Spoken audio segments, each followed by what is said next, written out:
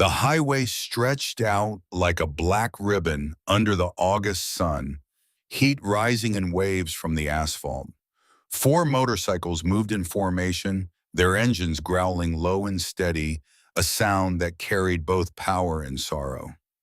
The lead rider sat hunched forward, his knuckles white on the handlebars, his eyes hidden behind dark sunglasses that couldn't quite hide the weight pressing down on him.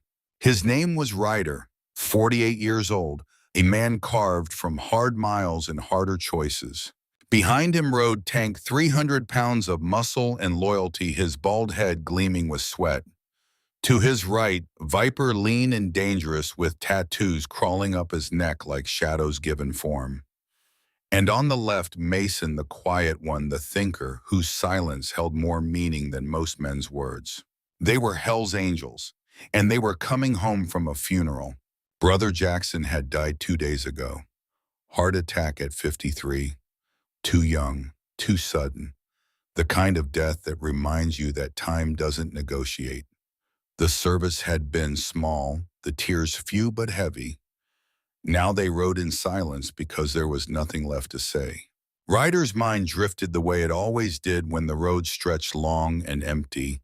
He didn't want to think about Jackson. He wanted to think about nothing. But the mind doesn't work that way. Not when you've lost people. Not when ghosts ride passenger on your bike. 5 years ago, his son Tommy had been 16. Bright kid, loved music, played guitar, had his mother's eyes and his father's stubborn streak. The bullying had started small, name-calling, shoves in the hallway. Then it escalated. They found him in the bathroom at school, needle still in his arm, eyes staring at a ceiling he'd never see again. Ryder had been overseas when it happened. Third tour in Afghanistan. By the time he got the call and made it home, Tommy was already in the ground. His wife Linda had blamed him. Not out loud, but in the silence between them, in the way she stopped looking at him. 6 months later, she was gone. Divorce papers on the kitchen table. No note, no goodbye. He tried to go back to normal life. Tried to work construction, pay bills, be a civilian. But normal felt like wearing someone else's skin. The anger had nowhere to go. The grief had no shape. So when Tank found him drunk in a bar one night, fist bloody from a fight he barely remembered, and said, "You need brothers," Ryder had said yes. That was 4 years ago. The Hells Angels weren't saints. They didn't pretend to be. But they were honest about what they were. And in a world full of lies, that counted for something. The bike slowed as they entered the suburbs. Maple Street, quiet, clean. The kind of neighborhood where people mowed their lawns on Saturday and waved at each other from driveways. Not the kind of place where 4 bikers usually rolled through. Ryder was about to throttle up when he saw her. A little girl, standing at the edge of the sidewalk, pink bicycle beside her. In her hands, a cardboard sign, "For sale." His heart clenched. Something about the scene felt wrong. A 6-year-old selling a bike on a Tuesday afternoon. No parents nearby, just her. Small, alone, determined. He killed the engine. The others followed suit. Silence dropped like a curtain. Neighbors peeked from behind curtains. A woman across the street pulled her toddler inside. Ryder swung off his bike and walked toward the girl. His boots thudded heavy on the pavement. She looked up at him and he saw it. The thing that didn't belong in a child's face. Exhaustion, fear, hope clinging by a thread. Her hair was light brown, tangled like no one had brushed it in days. Her dress was clean but worn. Her shoes were too small, the edges frayed. "Sir," she said, her voice trembling but brave, "will you buy my bike?" Ryder knelt. Up close, she looked even younger. Her hands shook as she held the sign. Behind her, under a tree about 50 yards away, a woman sat slumped against the trunk, wrapped in a blanket despite the heat. Pale, thin, barely moving. "What's your name, sweetheart?" Ryder asked, his voice softer than he'd used in years. Mira, that's a pretty name. Why are you selling your bike, Mira? Her lips quivered. Tears pulled in her eyes. She looked down at the ground at the sign at anything but him. When she finally spoke, her voice was so small he had to lean in to hear. Mommy hasn't eaten in 2 days. The words hit him like a fist to the gut. Tank stepped closer, his massive shadow falling over the girl. Viper cursed under his breath. Mason's jaw tightened, his eyes flicking to the woman under the tree. Ryder swallowed hard. Where's your daddy, Mira? He died, she whispered. In the war, Iraq. Mommy says he's a hero. Ryder's throat closed. He knew that story. He'd lived parts of it. Marines, desert, flags folded into triangles. Widows left to pick up pieces. What's your mom's name? Clara. Okay, Mira. I'm gonna talk to your mom for a minute. You stay right here, okay? She nodded, clutching the sign tighter, like it was the only thing keeping her upright. Ryder stood and walked toward the tree. Tank, Viper, and Mason followed, their boots crunching on dry grass. As they got closer, the woman's condition became clearer. She was young, maybe early 30s, but sickness and hunger had hollowed her out. Her cheeks were gaunt, her skin had a grayish tint. Her eyes were closed, her breathing shallow. Ma'am, Ryder said gently. Clara. Her eyes fluttered open. Confusion first, then fear. She tried to sit up straighter, tried to shield herself with the thin blanket. It's okay, Ryder said, holding up his hands. We're not here to hurt you. We just talked to your daughter. Clara's gaze shot to Mira, relief, then shame. She looked back at the bikers and tears started streaming down her face. I'm sorry, she whispered. I didn't want her to do this. I told her not to. But she's stubborn. She doesn't understand. Understand what? Tank asked. Clara wiped her eyes with shaking hands. That I can't provide for her anymore. That we can't make it like this. She broke off, sobbing. I lost my job 3 weeks ago. I've applied everywhere, but no one will hire me, and the bills piled up. The rent's overdue. I tried so hard. Ryder crouched down beside her. Why won't anyone hire you? She looked at him, and in her eyes he saw humiliation so deep it made him ache. Because I was blacklisted. By who? My old boss, Jonathan Hensley. He owns Prestige Catering Corporation. I worked there for 8 years. Good reviews. Never missed a day. Then he asked me to work a private party. Just me. No other staff.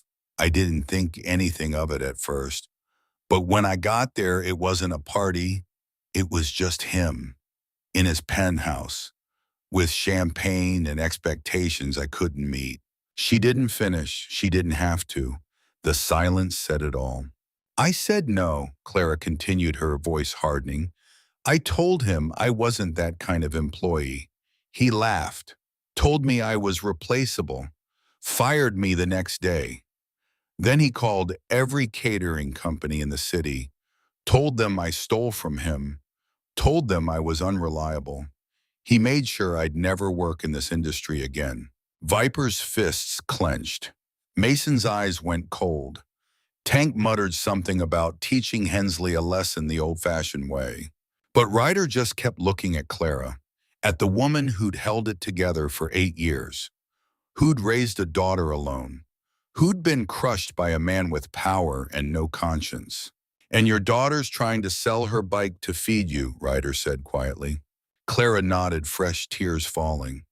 She loves that bike. It was the last thing her father bought her before he deployed. And now she's willing to give it up because I've failed her so completely. Ryder stood. He reached into his vest, pulled out his wallet, and took out every bill he had. $300. He knelt again and pressed it into Clara's hand. This isn't charity, he said. This is what your daughter's bike is worth. But she's keeping it. Clara stared at the money, her mouth opening and closing, no sound coming out.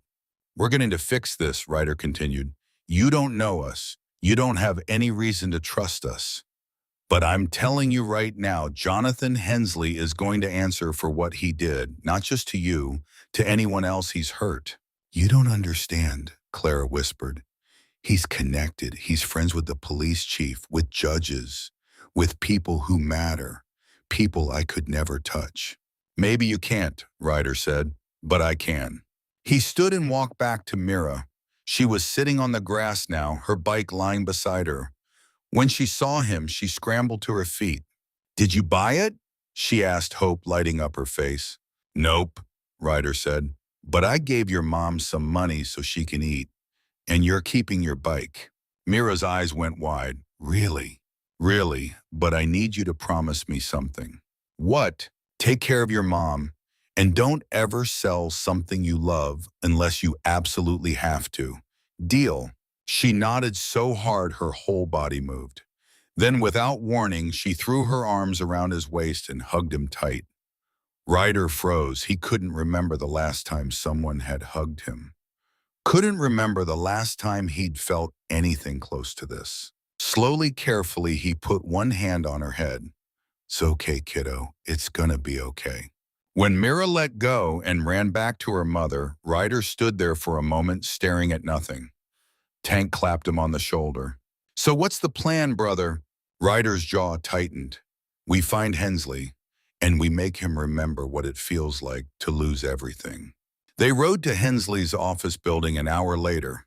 It was one of those sleek glass towers downtown, the kind that reflected the sky and made you feel small just looking at it. The lobby was all marble and chrome. The receptionist was young, polished professional. She took one look at the four bikers and reached for the phone. Can I help you?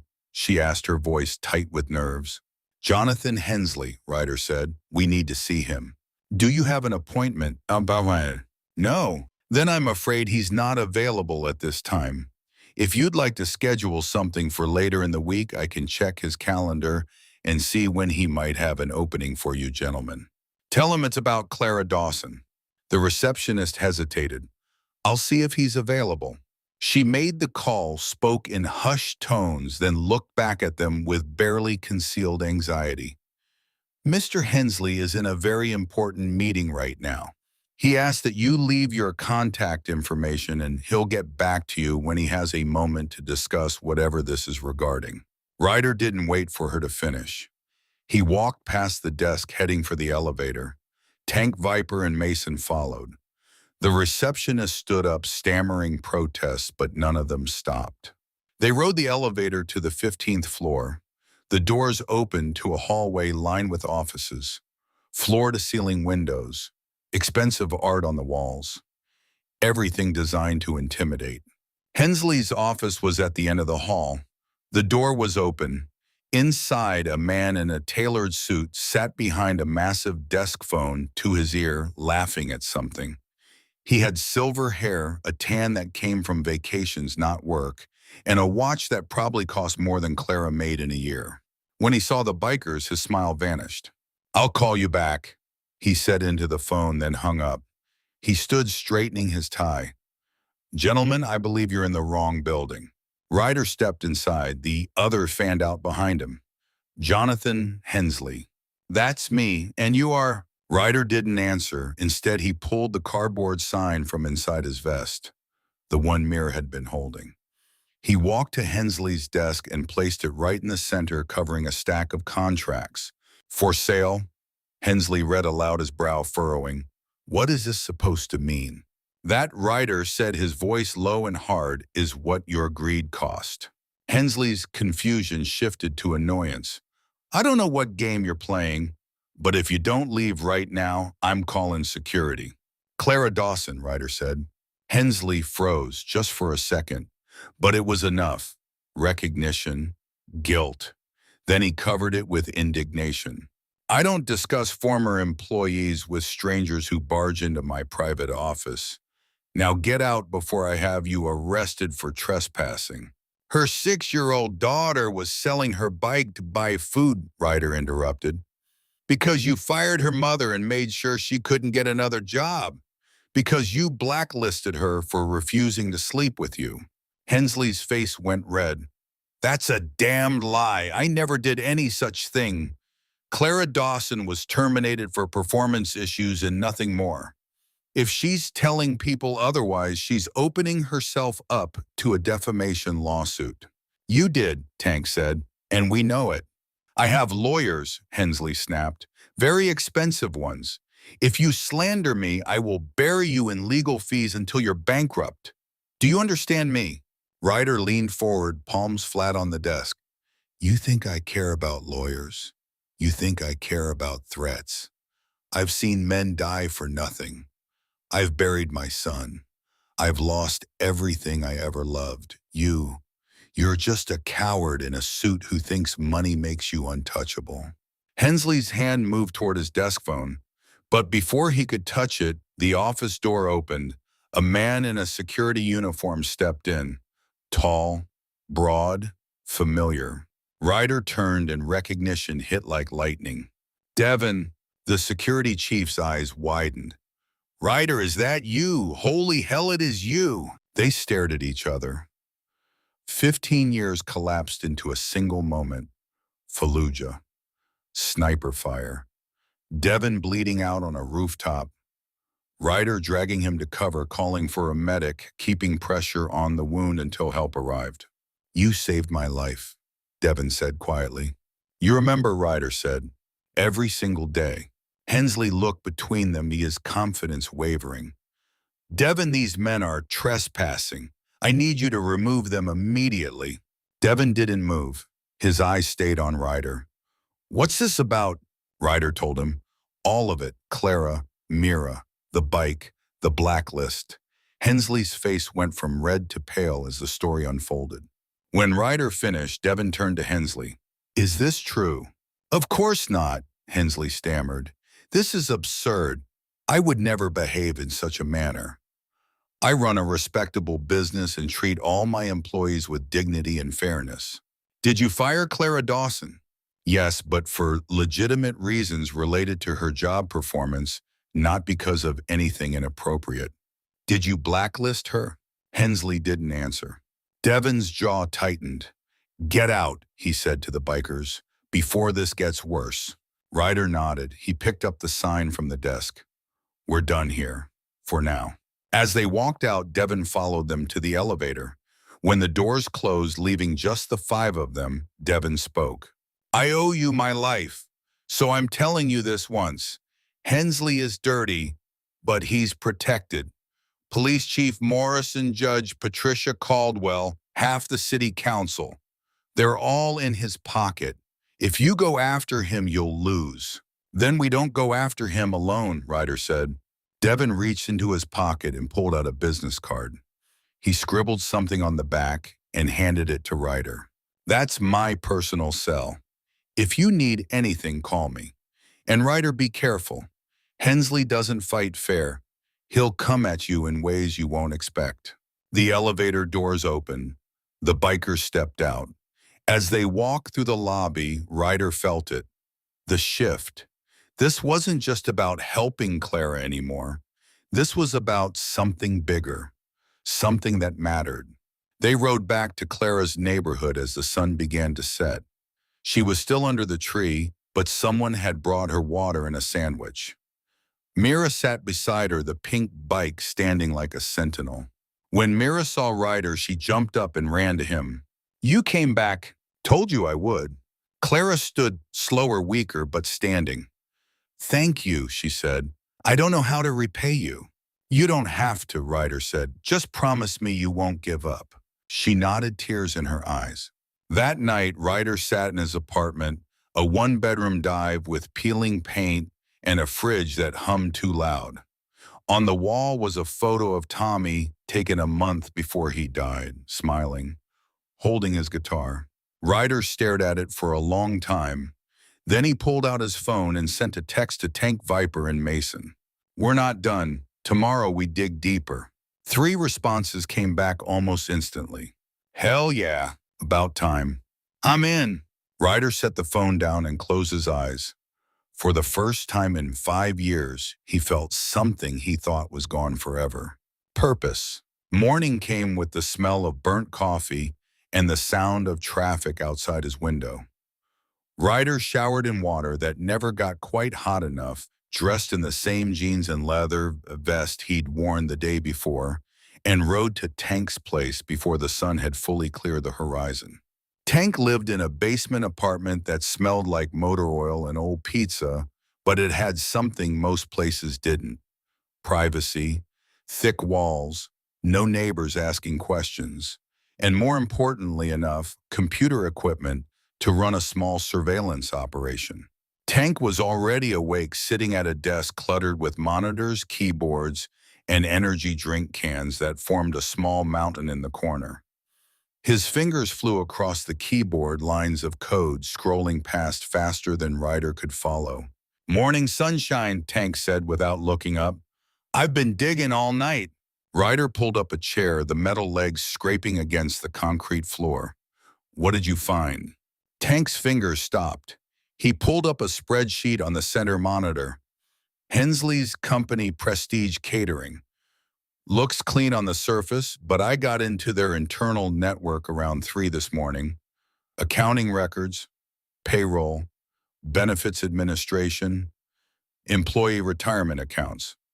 He paused, his expression darkening. "Look at this." Ryder leaned in. Numbers, columns, dates. None of it made immediate sense to him. "What am I looking at?" "Employee retirement fund," Tank said. "Company's supposed to match contributions, right? Standard practice in corporate America. But over the last 3 years, Hensley's been skimming. Small amounts at first, a few hundred here, 1,000 there. But it compounds, over $2 million total." Ryder's blood went cold.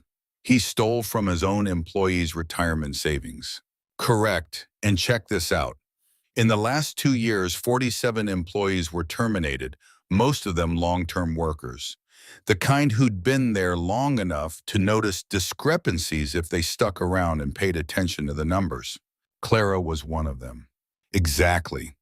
She worked there 8 years. She knew the system inside and out. If she'd stayed another year or two, she might have caught on to what he was doing. So Hensley got rid of her, made it look like a moral issue, a harassment situation where she was somehow at fault instead of a financial cover-up." Ryder stood pacing the small space. "We need proof we can actually use, something that'll hold up in court. I've got digital copies of everything. But digital evidence can be denied. They'll say it was doctored, hacked, manipulated. We need the originals. Hard drives from the company servers, paper trails if they still keep any, physical evidence." Viper walked in carrying 3 cups of coffee in a cardboard carrier. He handed one to Ryder, one to Tank, and kept the third. "Heard you guys talking through the door." "So what's the play?" "We need to get inside Hensley's company," Ryder said. "Get the real records, the ones they can't deny." Mason, who'd been leaning against the wall in silence since he arrived 10 minutes earlier, finally spoke. "That's breaking and entering. Felony charges if we get caught. You ready for that?" Ryder met his eyes. "I'm ready for whatever it takes." They spent the morning planning in detail. Tank would handle the digital side, remotely disabling security cameras and alarm systems from his apartment. Viper would watch the perimeter outside the building and keep an eye out for cops or private security making rounds. Mason would go in with Ryder, the quiet one, the thinker, the one who'd done time for things he didn't talk about but had learned skills most people never needed. But first, Ryder needed to see Clara. He needed to make sure she was okay, that she understood what they were about to do and what it might mean. He found her at a laundromat 6 blocks from her apartment, washing clothes by hand in one of the deep sinks because the machines cost quarters she couldn't spare. Mira sat on a folding chair nearby, coloring in a book someone had donated to the community center. When Clara saw Ryder walk through the door, she stood quickly, wiping her wet hands on her jeans. "You didn't have to come check on us," she said. "I wanted to." She looked at him, really looked, and he saw the question forming in her eyes. Why are you doing this for us? What do you want in return? He didn't have a simple answer, or maybe he did, and he just didn't know how to say it yet without sounding like he was trying to replace something that couldn't be replaced. We found something, Ryder said, keeping his voice low so Mira wouldn't overhear. Hensley's been stealing from his employees, retirement funds, millions of dollars over several years. Clara, you weren't the only one he heard. He's been systematically getting rid of anyone who might notice the discrepancies in the accounting. Her hand went to her mouth. Oh my God. So it was never really about me refusing him. That was just convenient timing. It was about both. He's a predator in multiple ways, but the money trail is what's going to put him in prison if we can prove it. How? We're going to get proof. Physical evidence they can't deny or explain away. But it's going to get messy before it gets better, and I need you to be ready for that. What do you mean, messy? Hensley's not going to go quietly. He's got connections throughout the city. Power, money. He's going to fight back when he realizes we're coming for him. And when he does, he might come after you to get to us. Clara's face went pale. Her eyes flicked to Mira, who was humming to herself, oblivious to the adult conversation happening across the room. I can't put her at risk. She's all I have left in this world. You're already at risk, Ryder said gently. He already destroyed your life once. Took your job, your reputation, your ability to provide for your daughter. The only way to truly stop him is to finish this fight. She was quiet for a long time, staring at her wet hands. Then she nodded slowly.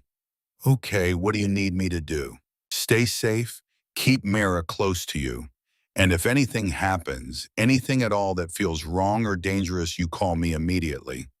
He handed her a phone, a burner, untraceable if anyone tried to track it. Day or night, anything. She took it, her fingers brushing his for just a moment. Why are you doing this? You don't know me. You don't owe me anything. We're strangers who met by accident. Ryder looked down at Mira, carefully coloring inside the lines of her picture, a house with a bright yellow sun and flowers in the yard. I had a son once. His name was Tommy. He was 16 when he died. Overdose. He'd been bullied for months at school, and I didn't see it because I was too busy being deployed overseas, being a soldier, being everything except his father. And when he needed me most, when he was drowning and reaching out for help, I wasn't there to grab his hand. Clara's breath caught in her throat. I look at Mira, Ryder continued, his voice rougher now, and I see him. I see a kid who deserves better than what the world's given her. And I see a chance to be the person I should have been 5 years ago. So yeah, I care. Maybe too much for someone I just met. But I can't walk away from this. Not from her. Not from you. Clara's eyes filled with tears. She stood, walked around the pile of wet laundry and pulled him into a hug. It was awkward at first. Neither of them was used to this kind of contact with near strangers. But then it settled into something real, and for a moment they were just two people who'd lost too much holding on to something that might be hope. When they pulled apart, Clara wiped her eyes with the back of her hand. Okay, we finish this. Whatever it takes. Whatever it takes. But Hensley had cards to play that they hadn't anticipated, and he was about to show them just how dirty he was willing to fight. They broke into Prestige Catering that night under a moonless sky. 2 in the morning. The city was asleep, the streets empty except for the occasional taxi cruising for late-night fares. Tank had done his job perfectly. Cameras looped on a 30-second delay. Alarms disabled through a back door in the security system. The back door unlocked with a code he'd pulled from intercepted emails. Ryder and Mason moved through the dark building like shadows, their footsteps silent on polished floors. They'd done this before in another life. Different war, different enemy, but the skills translated perfectly to civilian operations. The executive offices were on the 3rd floor. Hensley's office was at the end of the hall, just like Ryder remembered from their confrontation. The door was locked, but Mason made quick work of it with a tension wrench and pick he carried in his jacket. Inside, everything was exactly as Ryder had seen it before. The massive desk, the floor-to-ceiling windows overlooking the city, the expensive art on the walls that probably cost more than most people made in a year. Mason went straight for the computer on the desk. He plugged in a specialized drive and started copying files, his fingers moving quickly across the keyboard. Ryder searched the desk drawers methodically. Papers, contracts, client lists, nothing immediately useful for building a legal case. Then he found it, a locked drawer at the bottom right corner of the desk. He pried it open with a letter opener from the top drawer. Inside was a thick file folder, well-worn, labeled in neat handwriting, employee terminations. Ryder opened it carefully. Inside were termination letters, dozens of them, all from the last 3 years, all with the same vague corporate speak reasons: poor performance, budget cuts, restructuring due to market conditions. But there were handwritten notes in the margins. Hensley's handwriting small and precise. Too nosy about finances, asking questions about vendor payments, potential liability if she stays. Ryder's hands shook with barely controlled rage. This wasn't just business. This wasn't corporate downsizing. This was calculated elimination of anyone who might expose his crimes. Got it, Mason whispered from the desk. All the financial records, everything Tank identified, plus some files he hadn't found yet. Good, let's move. They were halfway down the stairs to the ground floor when they heard it. Voices echoing up from below. Footsteps getting closer. Someone was in the building when it should have been empty. Mason killed a small flashlight instantly. Ryder pressed against the wall, controlling his breathing. They waited in complete darkness, barely daring to breathe. The voices got closer. 2 people, security guards by the sound of their conversation. Thought you said the alarm was off for maintenance, one of them said. It is. This is just a routine sweep.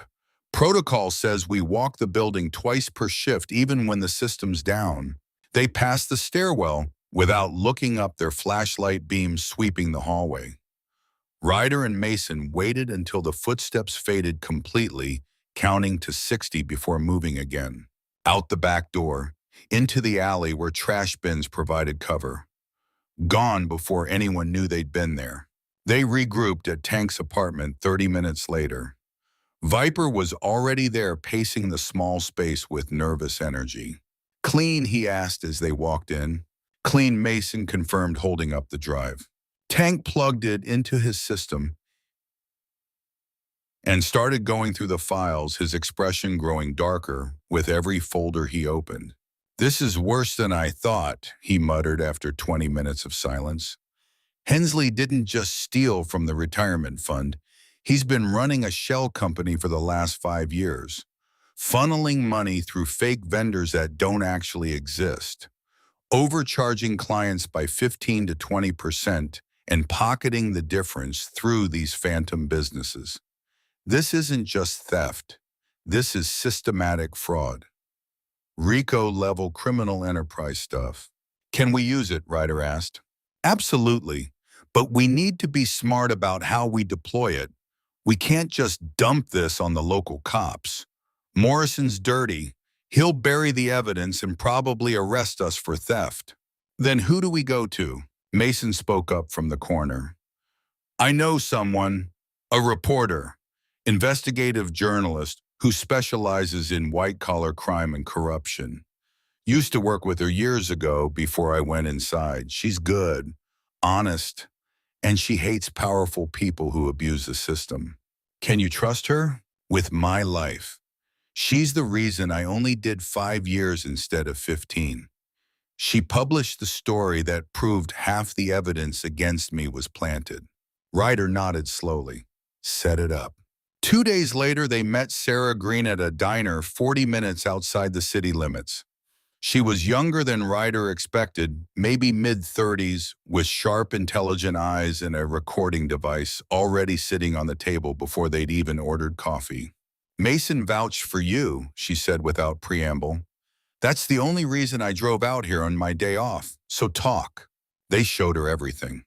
The financial records Tank had copied, the termination files with Hensley's handwritten notes, the shell company structure, Clara's story told in her own words via a video Mason had recorded.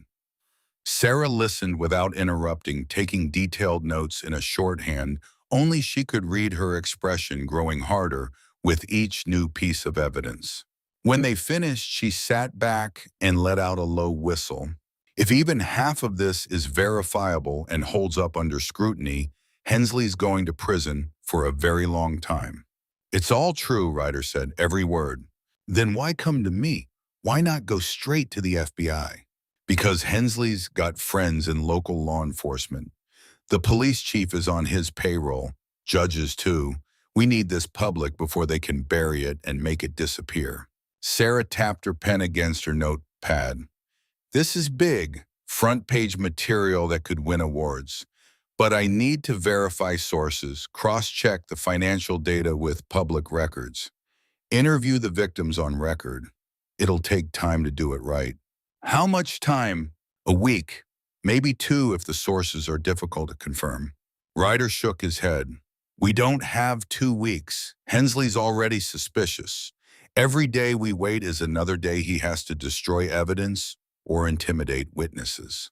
"Then you're asking me to run a story that could get me sued into oblivion if I'm wrong about even small details." "You won't be wrong. We'll give you everything you need to verify it independently." She studied him for a long moment, weighing the risk against the potential impact. Then she nodded decisively. "Okay, I'll fast-track it. But if this blows up in my face, if any of this turns out to be fabricated or exaggerated, I'm taking you down with me in the aftermath." "Deal." They left the diner feeling something close to hope for the first time. But hope is a fragile thing when you're dealing with powerful people who have everything to lose. And Hensley was about to prove just how far he'd go to protect himself and his empire. It started with the car accident 3 days later. Clara was walking Mira home from school on a bright afternoon, holding her daughter's hand as they crossed at a marked intersection. The light was green for pedestrians. They were halfway across when a black SUV with tinted windows ran the red light at high speed, clipping Clara's hip and sending her sprawling onto the pavement. The driver didn't stop, didn't even slow down, just accelerated through the intersection and disappeared around the corner. Witnesses later said it looked deliberate, like the driver had aimed for her. Clara wasn't badly hurt, thank God. Bruises that would turn purple and yellow, a sprained wrist that would need to be wrapped. But the message was clear and unmistakable. Back off, stop digging, or next time we won't miss. Ryder got the call from the burner phone 20 minutes later, Clara's voice shaking so badly he could barely understand her words. "He knows. Hensley knows we're coming after him. He knows what we're doing. Are you okay? Is Mira hurt?" "We're fine physically. But Ryder, I'm scared. What if next time they don't just clip me? What if they hurt Mira to send a message?" "There won't be a next time, I promise you. I'm coming to you right now. Stay inside your apartment. Lock all the doors and windows. Don't answer for anyone except me." He hung up and turned to the others who'd been listening to his side of the conversation. "It's escalating. Hensley's making aggressive moves to intimidate us into backing down. Then we make our moves faster and hit harder," Viper said, cracking his knuckles. But it got worse before it got better. The next day, Mira came home from school crying so hard she could barely breathe. Another student had pushed her down on the playground, called her other horrible names, said her family was trash. When Mira tried to tell the teacher, the woman had shrugged it off with a comment about how maybe if Mira's mom had a real job, instead of causing trouble, the other kids wouldn't pick on her. That night, Ryder sat with Clara and Mira in their tiny apartment. Mira was asleep on the couch, finally her face still tear-streaked, even in sleep. Clara sat at the kitchen table with her head in her hands, looking more defeated than he'd ever seen her. "I can't do this anymore," she whispered. "I can't put her through this hell. She's 6 years old. She should be worried about dolls and cartoons, not being pushed down and called names because of my problems." Ryder reached across the table and took her hand firmly. "Yes, you can do this. Because if you stop now, he wins completely. And he'll do this exact same thing to someone else's family. And their kid will be the one crying themselves to sleep." Clara looked up at him, her eyes red and swollen. "You really believe we can beat someone with that much power?" "I know we can, because we have something he doesn't." "What?" "The truth, and people who care about the truth." She held his hand tighter like it was an anchor in a storm. "Why do you care so much you could walk away tomorrow and none of this would touch you?" Ryder was quiet for a long time, gathering words he'd never said out loud to anyone except his brothers. Then he spoke slowly. "My son's name was Tommy. He was 16 when he died. Overdose after months of being bullied at school. He'd been reaching out for help in small ways, and I didn't see it because I was too busy being deployed overseas. Being a soldier, being a Marine, being everything except his father when he needed one most. And when he finally gave up and decided to end his pain, I wasn't there to stop him or save him." Clara's breath caught tears spilling over. "I look at Mira," Ryder continued, his voice rough with emotion, "and I see him. I see a kid who deserves so much better than what the world's given her, and I see a chance to be the person I should have been 5 years ago. So yeah, I care. Maybe too much for someone I barely know. But I can't walk away from this. Not from her. Not from you. I won't fail another kid who needs help." Clara stood suddenly, walked around the table and pulled him into a tight embrace. It wasn't awkward this time. It felt necessary, essential. For a moment, they were just two broken people, holding each other up, finding strength in shared pain. When they pulled apart, Clara wiped her eyes determinedly. "Okay, we finish this fight, whatever it takes." "Whatever it takes," Ryder echoed. But Hensley had one more card to play, and it was the worst one yet, designed to destroy Ryder before the truth could come out. 2 days later, Ryder was at a gas station filling his bike when 3 police cars pulled in simultaneously, lights flashing red and blue. Cops got out with hands on their weapons, faces hard and professional. "Ryder Jones, step away from the motorcycle. Hands where we can see them. Now." Ryder's stomach dropped, but he complied slowly. "What's this about?" "You're under arrest for possession with intent to distribute controlled substances." "What? That's insane. I don't use drugs. I don't sell drugs. There's been a mistake." They didn't let him finish or explain. They cuffed him, roughly searched his bike methodically, and pulled out a plastic bag from the saddlebag he never used. Inside, cocaine in a quantity large enough to indicate dealing rather than personal use. Enough to put him away for years in a federal prison. "That's not mine," Ryder said, but no one was listening to his protests. They took him downtown, booked him on felony charges, photographed him, fingerprinted him, threw him in a holding cell, and as the door slammed shut with a metallic clang, Ryder realized exactly what had happened. Hensley had planted it somehow, and Police Chief Morrison had orchestrated the arrest. This was the play he should have anticipated. Discredit the accuser before the accusation ever went public. Make Ryder look like a drug dealer so no one would believe anything he said about Hensley. He sat on the hard bench, head in his hands, and for the first time in days he felt the crushing weight of potential defeat pressing down on him. But then the cell door opened unexpectedly, and Devin walked in, dismissed the guard with a gesture, and sat down across from Ryder. "You've got 2 minutes before they come back," Devin said quietly. This is complete bullshit, Ryder said. I've never touched that stuff in my life. I know, I heard about the arrest. This has Morrison's fingerprints all over it, which means Hensley ordered it. Devin reached into his jacket and pulled out a USB drive, pressing it into Ryder's hand. This might help even the odds. Ryder looked down at the small device. What is it? Security footage from Prestige Catering that I've been collecting for weeks. After you came to the office that first time, I started paying closer attention to Hensley's behavior. And I found things the official security reports never mentioned.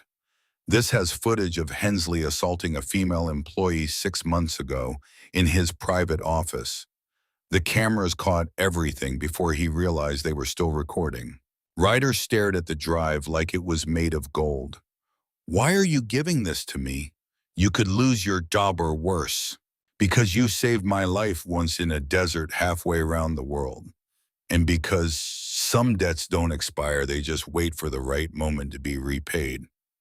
Devin stood up and knocked on the door. Get this to your reporter friend, and for God's sake, don't get caught with it before you can. The guard opened the door, and Devin walked out without looking back. Ryder slipped the drive into his sock just before they came to take him back to processing. Tank posted bail 12 hours later using money the brothers had pooled together. When Ryder walked out of the station into the sunlight, the others were waiting by their bikes. He told them about the USB drive immediately. We need to get this to Sarah, Ryder said, right now, before anything else goes wrong. They met her that evening at a different location, a coffee shop in a neighborhood where no one knew them. She plugged the drive into her laptop right there at the table and watched the footage in complete silence, her face going pale as the minutes ticked by. This is everything, she finally said, her voice barely above a whisper. This is career-making investigative journalism. Can you use it? Can I use it? This is video evidence of a violent crime. But Ryder, if I run this story, Hensley's gonna come after me too with everything he has. Lawsuits, intimidation, maybe worse. I know.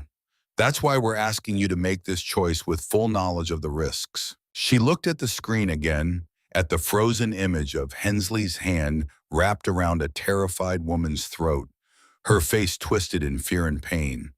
Then she looked back at Ryder with determination in her eyes. Screw it! Some stories are worth the risk.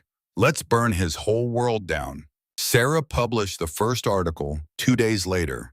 Front page of the Portland Tribune, both print and digital editions. The headline was simple and devastating. Local CEO accused of embezzlement, assault witness, intimidation, and fraud.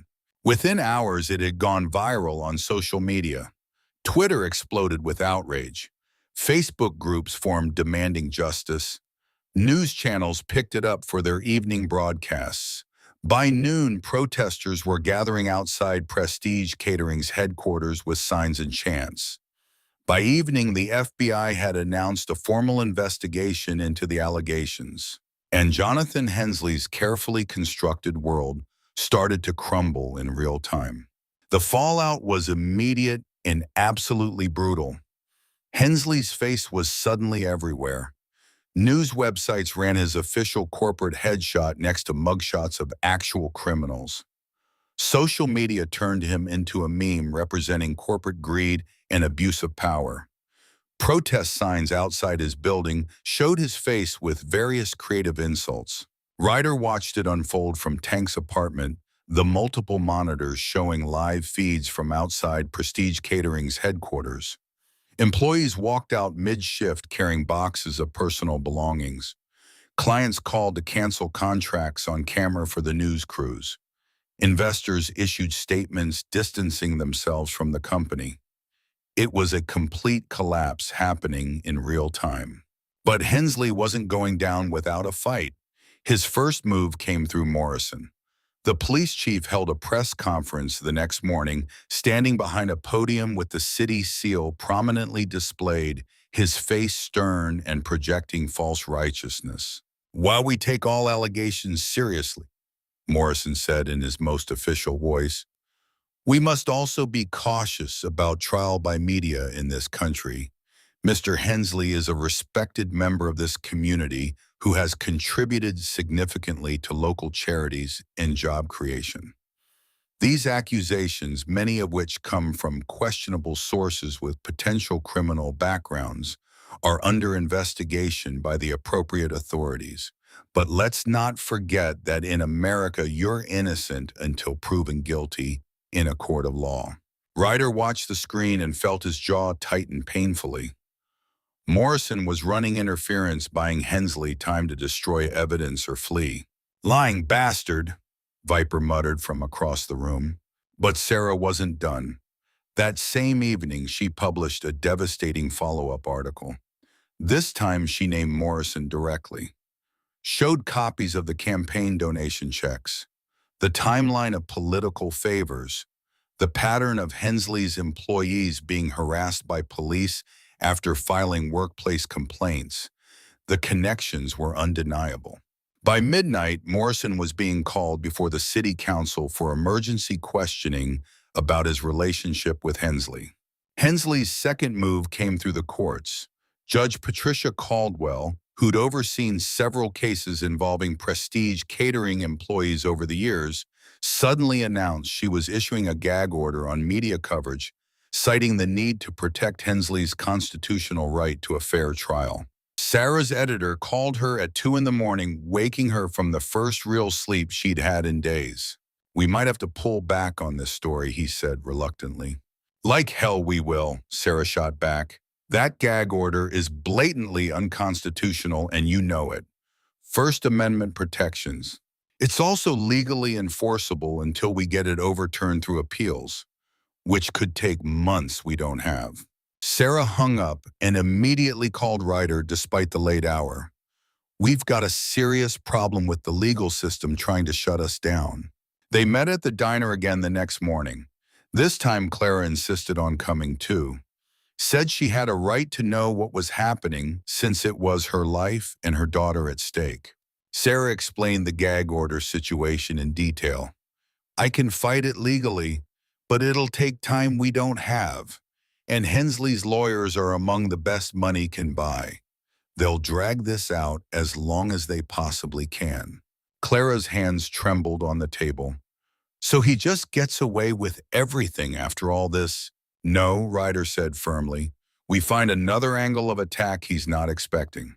"What angle? We've already published everything we have." Ryder looked at Mason. "You said you used to be an investigative journalist before prison. You know how these long-term investigations work. What are we missing?" Mason was quiet, thinking carefully. Then his eyes suddenly lit up with realization. "Victims. We've got Clara's testimony. We've got the security footage of one assault. But if Hensley's been doing this for years, like we think, there have to be many others. Women he harassed or assaulted. Employees he screwed over financially. If we can get them to come forward publicly and on record, the gag order doesn't matter at all. They're not media publishing stories. They're witnesses exercising free speech." Sarah leaned forward eagerly. "That's brilliant. That could work perfectly. But how do we find these people?" "We already have a list," Tank said, pulling out his laptop. "The termination files we copied, 47 names and contact information. We start there and work outward." They spent the next 3 days reaching out systematically, phone calls to numbers that might not work anymore, emails to addresses that might be abandoned, knocking on doors in neighborhoods across the city. Most people didn't want to talk when they heard why they were being contacted, too scared of retaliation, too exhausted from fighting the system alone, too beaten down by years of unemployment or underemployment. But some did want to talk. Some were ready. A woman named Rebecca Martinez, 38 years old, single mother of 2 teenagers. Hensley had fired her after she complained about being groped at a company holiday party where he'd had too much to drink. A man named David Foster, 51, Worked at Prestige for 12 years with perfect performance reviews. Fired immediately when he questioned obvious discrepancies in the expense reports he was processing. A young woman named Katie Ellis, 24, fresh out of college when Hensley hired her. He'd cornered her in a supply closet on her third week, made aggressive advances. She'd quit the next day and never reported it because she thought no one would believe a new employee over a powerful CEO. An older man named Robert Chen who'd worked in accounting. He'd noticed the retirement fund discrepancies 2 years ago and brought them to Hensley's attention privately, thinking it was an honest mistake. Fired 3 days later for supposed performance issues. One by one, they came forward, found courage in numbers. Sarah interviewed them carefully and compassionately, recorded their stories with their permission, gathered documentation they'd kept, built an overwhelming case.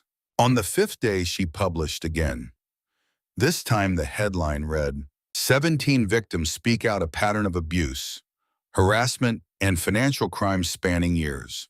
The gag order didn't stop the victims from speaking, and it couldn't stop the public from listening to their voices and believing their stories.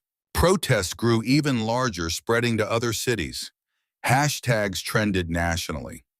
The FBI's investigation expanded to include RICO charges. State attorneys general from 3 states announced they were looking into Hensley's business practices. And for the first time, Hensley looked genuinely afraid in the photos taken of him leaving his lawyer's office.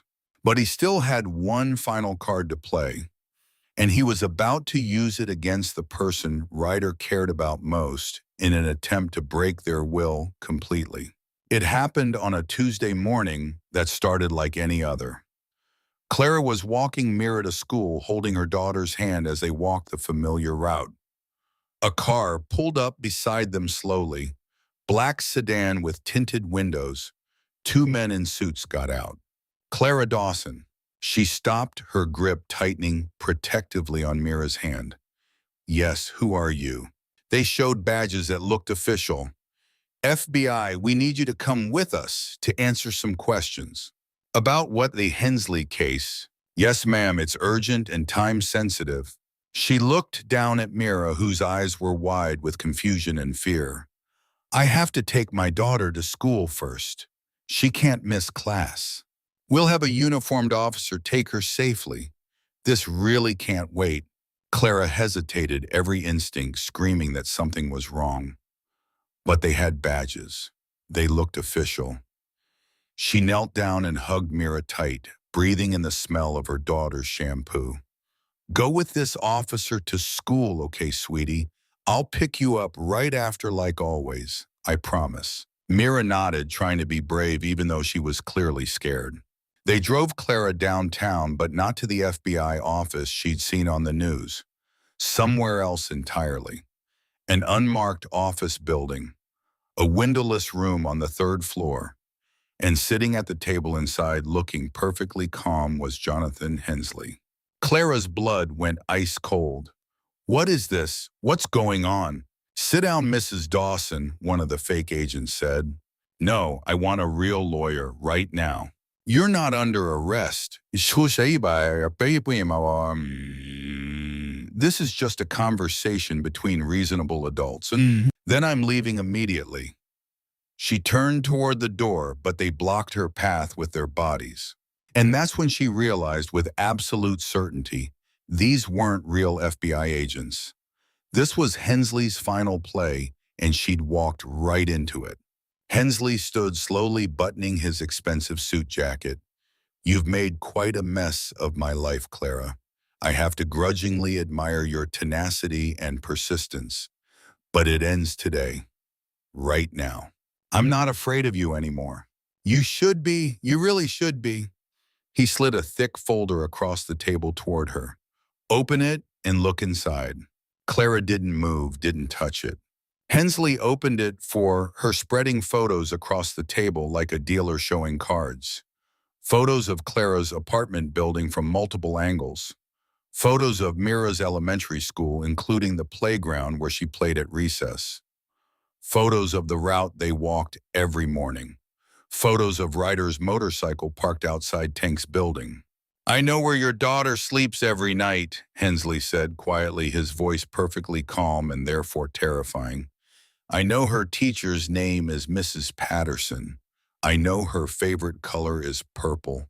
I know the exact route you take to school every single morning, which park you sometimes stop at, which crosswalks you use. And if you don't drop this crusade, if you don't convince your biker boyfriend and his criminal friends to back off immediately, I will make absolutely certain you lose her. Clara's hands shook uncontrollably. Tears blurred her vision, but she refused to let them fall. Maybe not physically, Hensley continued. That would be too obvious and messy. No, I'll just make a simple phone call to Child Protective Services. Tell them you're an unfit mother, unemployed for months, associating with known criminals and gang members, living in poverty, exposing your daughter to dangerous people and situations.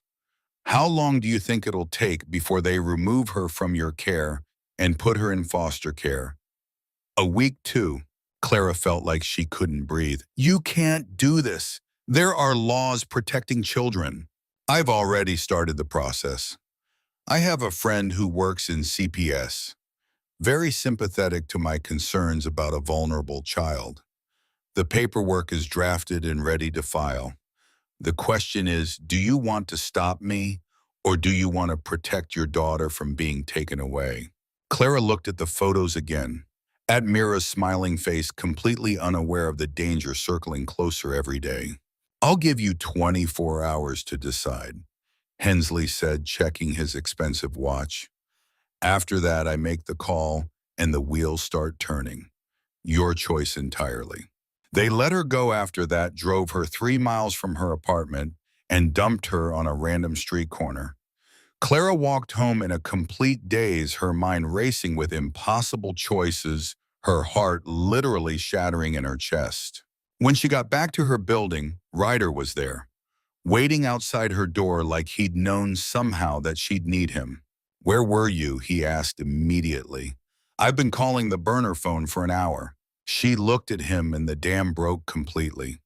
She told him everything through sobs. The fake FBI agents, the photos spread across that table, the threat against Mira, the 24-hour deadline. Ryder's face went darker than she had ever seen it, a storm building behind his eyes. He threatened Mira directly. Yes, he's going to take her away from me if we don't stop. Then he's made his last mistake. He's done. Ryder, no, you can't do anything violent. If you hurt him or do something illegal, they'll arrest you. And then what, I lose you too, and Mira loses the only father figure she's ever known. Ryder took her shaking hands in his steady ones. Clara, listen to me carefully. I'm not going to hurt him physically, but I'm absolutely not backing off either. We're too close to the truth. If we stop now, he wins everything. And he'll do this exact same thing to someone else's kid next month or next year. But Mira's safety, I won't let anything happen to her. I swear on my son's grave, on Tommy's memory, nothing will happen to that little girl. Do you trust me? Clara wanted to believe him desperately. But fear was such a powerful thing when your child was the target. That night, Ryder called an emergency meeting. Tank, Viper, Mason, Sarah, and Devin all crammed into Tank's small apartment, sitting on whatever furniture or floor space was available. Hensley's completely desperate now, Ryder said without preamble. He's threatening Clara's daughter directly. We need to end this immediately, tonight if possible. How? Sarah asked, setting down her coffee. We've already published everything we found. The FBI's investigating. What else can we possibly do? Mason spoke up quietly. We need leverage, something so damaging that Hensley can't ignore it or fight it, something that destroys his credibility completely. Like what exactly? His daughter. Everyone in the room turned to look at Mason in surprise. Elizabeth Hensley, Mason continued, pulling up information on his laptop. She's 25, works as a graphic designer in New York, living a quiet life far from her father. But I did some deep digging into old records. She and her father have been completely estranged for 7 years, and I think I found out why. He pulled up an old police report, yellowed with age, even in digital form. Domestic disturbance call, Hensley's home address from 12 years ago. The report was deliberately vague, but the details were there if you knew what to look for. A concerned neighbor had called 911, reported hearing screaming and sounds of violence. Officers responded and observed fresh bruises on a teenage girl's arms and face. Hensley abused her, Mason said quietly. Probably abused her mother too before she died in that convenient car accident. That's the real reason Elizabeth left and never came back. That's why she won't take his calls or money. So what are you suggesting? Ryder asked, though he could already see where this was going. We bring her into this fight. If she's willing to testify publicly about what he did to her over the years, it'll destroy any remaining credibility he has. No one sympathizes with someone who beats their own child. That's asking a hell of a lot, Sarah said carefully. Dredging up childhood trauma for a very public trial, having to face him again after years of distance.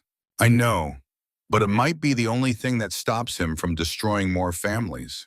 Ryder looked around the room at each person.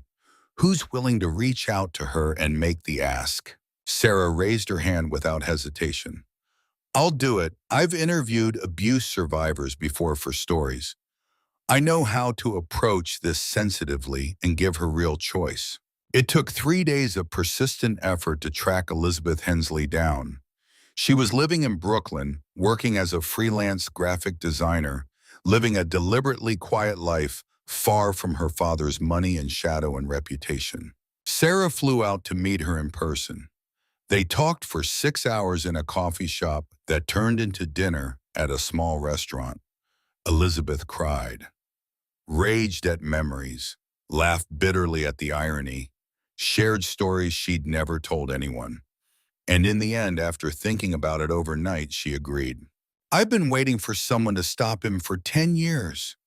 Elizabeth said, her voice steady despite tears on her cheeks. If this is finally my chance to make him face consequences, I'm taking it. I'm done being afraid of him. She flew back to Portland with Sarah 2 days later, and when she walked into the FBI's office and gave her formal statement complete with old medical records, photos she'd kept hidden, and a restraining order she'd filed when she turned 18, the entire case against Hensley shifted from white-collar financial crime to something much darker and more personal. Hensley was arrested the next morning, at his home, in his pajamas, in front of news cameras that had been tipped off anonymously about the timing. The footage of him being led away in handcuffs, looking old and small and defeated, went viral within 30 minutes. The trial took 3 long months. Clara testified about the harassment and wrongful termination, her voice never wavering. Rebecca, David, Katie, Robert, and 13 others testified about their experiences, creating an undeniable pattern. Elizabeth testified last, and the courtroom went completely silent as she described years of physical and emotional abuse, manipulation, designed to break her spirit, and living in constant fear. Several jurors were visibly crying. Hensley's lawyers fought as hard as expensive attorneys can fight, but the evidence was simply overwhelming from multiple sources. The jury deliberated for exactly 4 hours. Guilty on all charges: embezzlement, wire fraud, assault, witness intimidation, obstruction of justice. Sentencing came 2 weeks later. The judge, a woman who'd replaced Caldwell after her forced resignation, showed no mercy. 18 years in federal prison. Restitution of $5.2 million to be distributed among the victims. Lifetime ban from serving as a corporate officer. When the judge's gavel came down with a sharp crack, Clara sobbed with relief. Ryder put his arm around her shoulders and held her while she shook. Across the courtroom, Elizabeth met her father's eyes one final time. He looked old, broken, pathetic. She felt absolutely no pity, only relief that it was finally over. Morrison and Judge Caldwell were both forced to resign during ethics investigations that revealed the depth of their corruption. The city council appointed new leadership committed to transparency, and Sarah Green won a prestigious journalism award for her coverage of the entire scandal. But for Ryder, the real victory came 6 months after the trial ended. He'd left the Hells Angels with no drama and no hard feelings. Tank Viper and Mason understood completely that some roads you have to walk alone. They'd always be brothers, but Ryder's path was taking him somewhere different now. He'd used part of the restitution money Clara received to open a community center in Tommy's name, Tommy's House, a safe place for at-risk youth, free tutoring, counseling services, after-school programs, a safe space for kids to just exist without judgment or pressure. Clara had gotten a new job with better pay and better hours. She was managing a catering company owned by a woman named Rebecca Martinez, who'd been one of Hensley's victims and had started her own business after receiving her portion of the restitution. Mira was absolutely thriving, straight A student, new friends who were kind to her, still had her pink bike, even though she'd outgrown it, kept in the garage like a treasured museum piece. Ryder had promised to teach her to ride a motorcycle when she turned 16. Clara had immediately and firmly vetoed that idea. On a quiet Sunday afternoon, Ryder was at the community center painting a colorful mural with a group of teenagers when Mira ran in through the front door. Mr. Ryder, Mr. Ryder. He turned paintbrush, still in hand, and smiled. Hey, kiddo, what's up? She stopped in front of him, slightly out of breath from running, a huge smile on her face that lit up the whole room. Mom said I could ask you something important. Okay, shoot. She took a deep breath like she was preparing for something momentous. Can I call you Dad instead of Mr. Ryder? The world stopped spinning. Time froze. Ryder's throat tightened painfully. He set down the brush carefully and knelt so he was eye level with her, not caring that the teenagers were watching or that he was getting paint on her shirt or that tears were already streaming down his face. You sure about that? That's a pretty big deal. She nodded so enthusiastically her ponytail bounced. You're always there when I need you. You help with my homework. You come to my school stuff even when you're tired. You make Mom happy, and she smiles again. That's what dads do, right? That's what a real dad does. Ryder pulled her into a tight hug, and he didn't care about anything except this moment. Yeah, kiddo, he whispered, his voice breaking. That's exactly what dads do. That night, Clara came over to the small house she'd been able to afford with her restitution money and her new job. They sat on the porch under the stars. Mira was inside, finally asleep after an exciting day. She asked you, didn't she? Clara said softly. Yeah, she did. What did you say? Ryder smiled, a real, genuine smile that reached his eyes. I said yes. How could I say anything else? Clara leaned her head on his shoulder, fitting perfectly against him. You know, a year ago, I thought my life was completely over. I thought I'd lost everything that mattered. And now I think maybe losing everything was the only way to find what actually mattered. Sometimes you have to lose yourself to find your real family. Ryder took her hand, interlacing their fingers. You think Tommy would have liked Mira? I think he would have absolutely loved her. They would have gotten along perfectly. Yeah, me too. They sat in comfortable silence for a long while, the kind of silence that didn't need filling with words. Somewhere in the distance, a motorcycle engine rumbled. Ryder didn't even flinch. He was done running from his past, done trying to escape his pain.